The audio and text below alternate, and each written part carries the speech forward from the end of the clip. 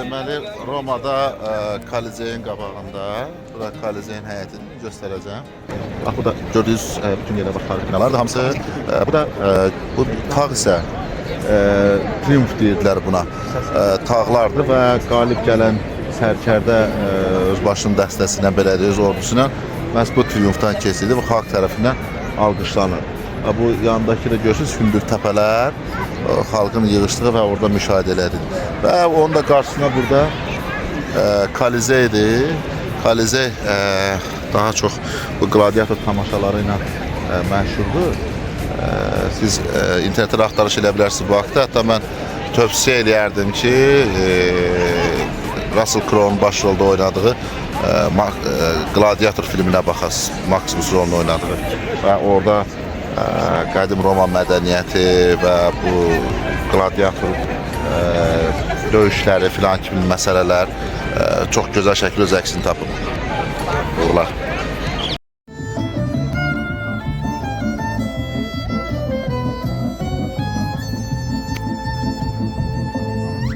Deməli, bura İtaliyanın Florensiya şəhəridir. Bakı demişdik. Maraqlı nədir? Burada belə bir körpü var. Bu çayı görürsünüz, şəhərin sol tərəf, sağ tərəf, çayın sol sahili, sağ sahilini birləşdirir. Birinə hal-hazırda üstünə dayanmışıq. Biri də bax bu körpüdür və çox maraqlı bir körpüdür. Nədir bu maraqlı? Evlər körpünün üstündədir. Fikir verin. Ora həm yoldur. Hani bax bu evlər, bax görürsünüz orada insanlar dayanır, ora boşluqdur. Amma onun bax sol bax bu hissə evlərdir. İlk dəfədir belə bir şey görürüm. Və çox maraqlı bir yerdir.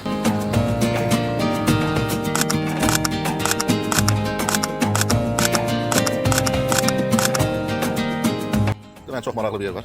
Bu, orada gördüyünüz şəhər küçəsidir. Biz oradan baxıb formada belə gəldik. Bir tağ kimi bir yerdir. Girmişik burada. Yine buranı sizə göstərirəm.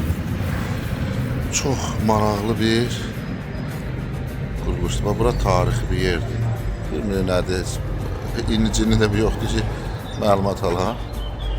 Belə çox qeyri-adi və sanki arkada bir tarixin harmoniyası var.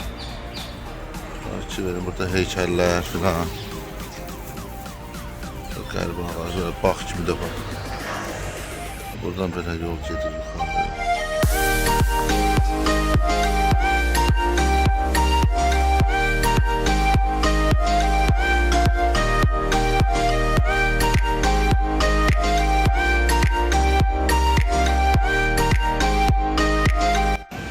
Deməli, qədim Romanın yaranması ilə bağlı məşhur bir əfsanə var.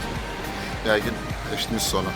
Hətta orta məktəb kitablarında da vardı. Mən şagirdlərində oxuyurdum. Ya bir canavar Romul və Rem adlı qardaşları götürüb onları böyüdü və burada həmən məşhur tarixi ikonadır burada. Sonra Romul Rem'i öldürür və Roma şəhərinin əsasını qoyur. İstirahətə gəlir, şəlləb hara bu çəksən?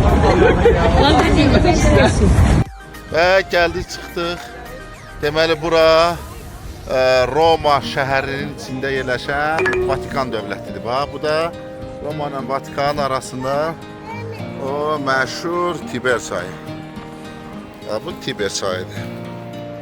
Yəni, sol tərəf Romanın özüdür. Sağ tərəf isə Vatikandır. İlk edəcək Vatikanda kafedral filan nə bilim onlarda gəzəcəyik. Burada belə bir şey var.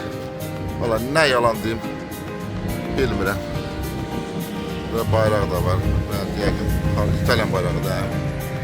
Qalan belə çox da məlumatı deyil. Ancaq çox maraqlı yerdir. Çox maraqlı yerdir.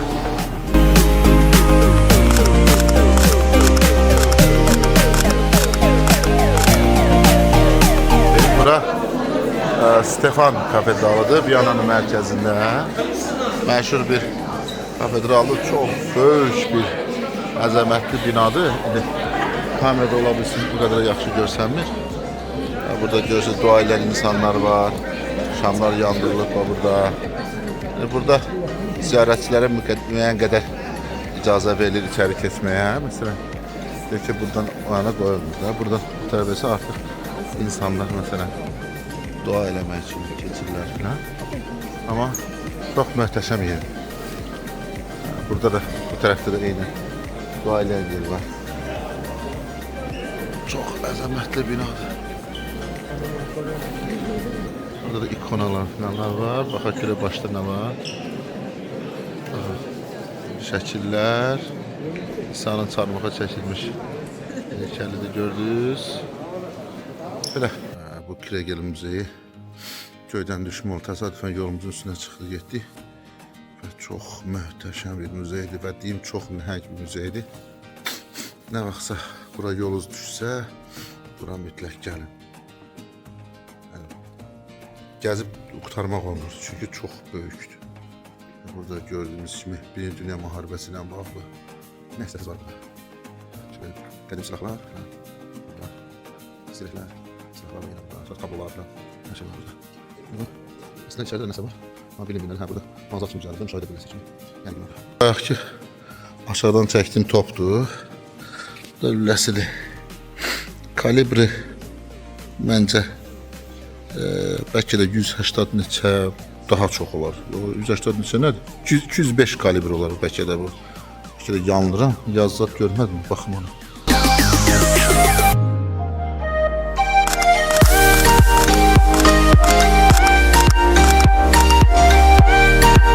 Macarıstanın paytaxtı Budapeşt deyil. Fərqli mədəniyyətlər Və fərqli mental dəyərlərdən tanınır.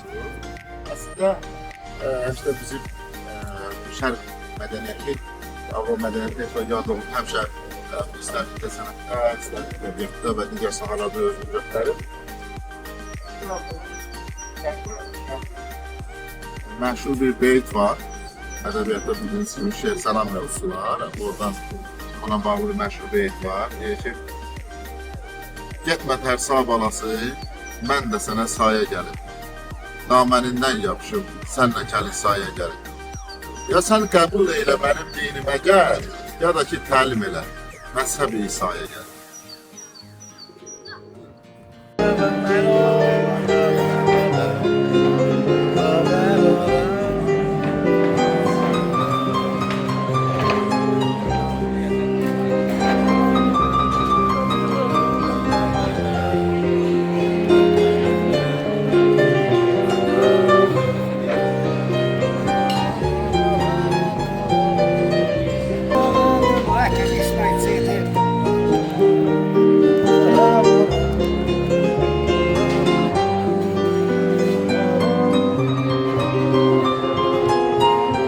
Hoş gördük herkesi.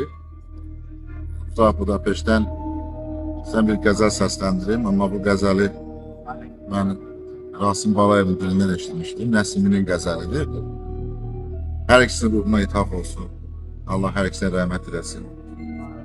Mən ilah diləm, məhz bu qəzəli Rasim Balayevin dilindən eşitdiyim üçün sevmişdim. Onu istəyirəm səsləndirim.